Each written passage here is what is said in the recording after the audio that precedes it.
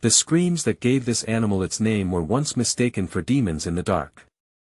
European settlers, arriving on the island of Tasmania in the early 1800s, heard blood-curdling shrieks from the bush at night and assumed something unholy had taken residence in the forest. They were wrong. What they heard was an animal, but the truth about what kind of animal turned out to be stranger than any myth.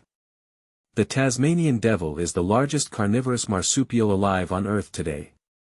That title has carried weight since 1936, the year the last known thylacine, the Tasmanian tiger, died in a Hobart zoo, leaving the devil as the apex predator of its kind. What this small, stocky creature lacks in size, it compensates for in ferocity, endurance, and biological machinery so unusual it challenges our assumptions about what a mammal can be.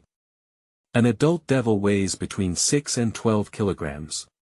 About the size of a small dog. Yet its jaw generates a bite force of roughly 553 newtons, disproportionately powerful for its body mass, exceeding that of creatures many times its size. It doesn't just eat flesh. It consumes bone, fur, cartilage, nearly every part of a carcass. A single devil can eat up to 40% of its body weight in one feeding session. The skeleton of a wallaby vanishes. Nothing useful is wasted. This is not mindless consumption. It is ecological service. Devils are nature's cleanup crew. In the absence of large predators across much of Tasmania's landscape, they suppress disease by removing carcasses before infection can spread. They are scavengers, yes, but also apex predators capable of taking down prey larger than themselves when the opportunity arises. They are built for this. Short, muscular legs provide surprising speed, bursts of up to 25 kilometers per hour. Their neck and head, broad and heavily muscled, are almost comically large relative to their tapered hindquarters, giving them a front-heavy silhouette unlike almost any other animal. The black fur, occasionally marked with white patches on the chest, absorbs heat during cold Tasmanian mornings. When they overheat, from stress, exertion, or agitation, the ears flush bright red with blood. A useful signal in a species that communicates largely through confrontation. Those confrontations are constant. Devils are not social in the way wolves or lions are social. But they are not solitary either. They gather around carcasses in groups of a dozen or more, and what follows is an orchestrated chaos of screaming, posturing, and biting. The noise is extraordinary, a combination of screeches, grunts, and coughs that travels vast distances through Tasmanian bush. It sounds like violence. It often is. But the cacophony also serves as negotiation. Animals signal size, health, and intent. Much of the contest is resolved through sound alone. They are born almost invisible. A newborn Tasmanian devil weighs approximately 0.20 grams, about the size of a grain of rice. Blind, hairless, and only partially formed, it crawls from the birth canal to its mother's backward-facing pouch using forelimbs that are already disproportionately strong. The mother may give birth to up to 50 such young. The pouch has 4 teats. Only 4 survive. The race begins at the very first moment of life, and most of those lives last less than a minute. The survivors grow inside the pouch for around 4 months. They emerge small but increasingly capable, eventually riding on their mother's back, exploring the world in cautious increments before weaning. A devil can live up to 6 years in the wild. Long enough, in most cases, to breed multiple times. Long enough, also, to become infected. This is where the story turns.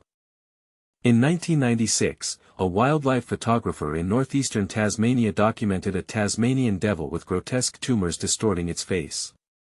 Biologists investigated. What they found changed the understanding of cancer itself. Devil facial tumor disease, DFTD, is a contagious cancer. Not a virus that causes cancer. Not a bacteria. The cancer cells themselves are the infectious agent. Transmitted through biting, which happens constantly during feeding and mating, the live tumor cells implant into a new host and grow. The immune system, remarkably, does not reject them. The tumors are effectively invisible to the body's defenses. There are only 8 known contagious cancers in the animal kingdom. This is one of them. Within 2 decades of its discovery, devil populations had declined by more than 80% in affected areas. The disease spreads fastest where devils are densest. It was, for a time, considered an extinction-level threat. The response from scientists was extraordinary. A captive insurance population was established on mainland Australia, a continent where Tasmanian devils had not existed for approximately 3,000 years, their disappearance there linked to the arrival of the dingo. Genetic diversity was carefully managed. Vaccines were tested. And researchers began finding something unexpected, some wild devils surviving infection.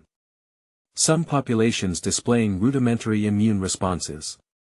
Evolution, working at visible speed, under extreme pressure. In 2020, a group of devils was reintroduced to a wildlife sanctuary in New South Wales. Within months, they had begun to reshape local ecology, reducing fox pressure, influencing prey behavior, demonstrating ecological effects that rippled outward in ways scientists are still mapping. The return of a predator, however small, does not go unnoticed by a landscape. Tasmania itself remains their stronghold. Roughly 10 to 20,000 individuals still move through the island's forests and grasslands, their range determined by temperature, prey availability, and the advancing boundary of disease. They are nocturnal, mostly. Patient. Capable of traveling up to 16 kilometers in a single night in search of food. They locate carcasses through smell, an olfactory system sensitive enough to detect meat from a kilometer away in the right conditions. There is something else.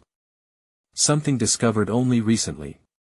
Under ultraviolet light, the white patches on a Tasmanian devil's fur glow, blue-violet, vivid and surreal against the black.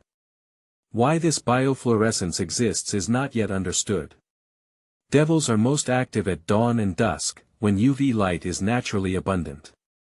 Whether they perceive this glow in one another, whether it plays any role in communication or recognition, remains an open question. One of many. And here is the fact that changes the frame on everything above. The cancer ravaging Tasmanian devil populations, the disease that has killed tens of thousands of animals, the contagion that seemed certain to end the species, appears to be getting weaker. More recent strains of the tumor are less lethal than earlier ones. The pathogen, like all living things under evolutionary pressure, is adapting toward something the host can survive. The devil and the disease may be arriving, slowly, at a kind of equilibrium. An animal that sounds like a demon. That glows in the dark. That survived the last ice age, the extinction of its larger relatives, the arrival of humans, and the emergence of a contagious cancer. The Tasmanian devil is not disappearing. It is, in the oldest sense of the phrase, fighting back. Thanks for watching. If you enjoyed this, hit like and subscribe for more incredible facts.